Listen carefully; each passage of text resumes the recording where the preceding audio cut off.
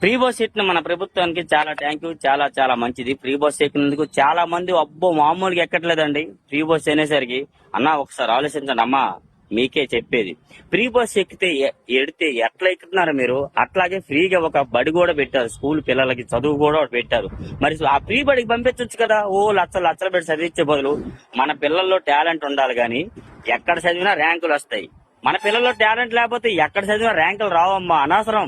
ఈ free bus ఎట్లా ఎంత దీనిగా ఒకసారిగా ఎక్కుతున్నారు, అట్లాగే మన పిల్లలు కూడా ఫ్రీ చదువుకు తోలితే ఏముంది, గవర్నమెంట్ సొసైటీ ఇవన్నీ ఎంత దీనిగా ఉండొచ్చు. మన పిల్లల్లో ఉండాలి టాలెంట్ గాని ఎవరేం చేస్తారు?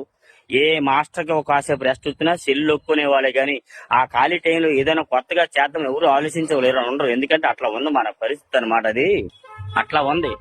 ఉన్నాడు ఒకడు అన్నాడంట, మా ఊర్లో మా ప్రెసిడెంటే నన్ను నిన్నటిదాకా గవర్నమెంట్ స్కూల్లో చదివిన వాళ్ళు ఈ ప్రభుత్వంలో ఉన్న ప్రెసిడెంటే అని ప్రైవేట్ స్కూల్ వేస్తాడు. ఇప్పుడు మా ప్రెసిడెంటే ప్రైవేట్ స్కూల్లో వాళ్ళ పిల్లలు చదివిస్తుందో లచ్చలు పెట్టి నేను ఒక 10,000 పెట్టాను చదివిలేను, నేను కూడా మానిపెట్టాను అన్నట్టుగా ఆ రకంగా పరిస్థితులు వచ్చాయన్నమాట. అంతే, వేరేలాగా ఎవరిని తప్పుగా అనలేదన్నా.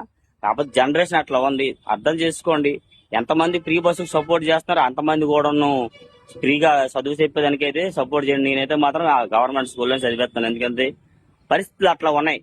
వీళ్ళైతే లైక్ చేయండి, తప్పు ఉంటే క్షమించండి. ఏం తప్పుగా అనలేదన్న, ఎవరిని ఉద్దేశించాలా పార్టీ పరంగా అనలా. తెలుసుకుంటారు, అర్థం చేసుకుంటారనే. Okay, thank you friends.